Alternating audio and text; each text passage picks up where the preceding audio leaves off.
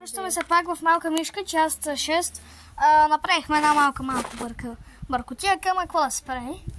Къщата е много добра. Вече я направихме много изключително добра.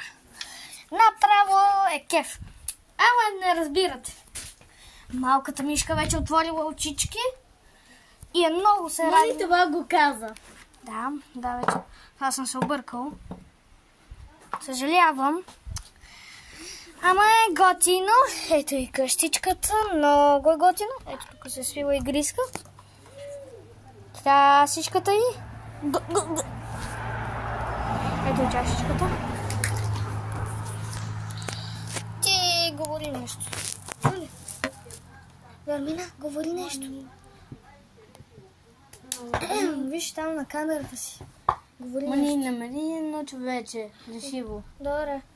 Значи, ето две човечета намерихме. Не тези. Плешиви. Плешиво. Едно. Говорим.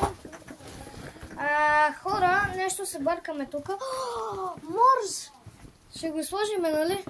Да. Морзът ето тук. Много е готино. Намерихме и морж.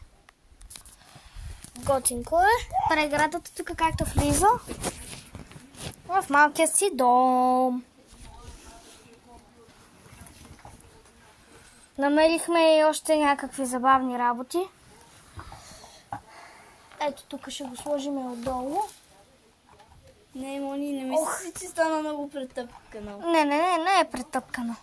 Хубаво е, виж, мекичко. Да сложи същото. Мони. Там няма да се види. Да, хубаво и чао, чакайте Малка мишка, част 10. Скоро, чакайте, 20.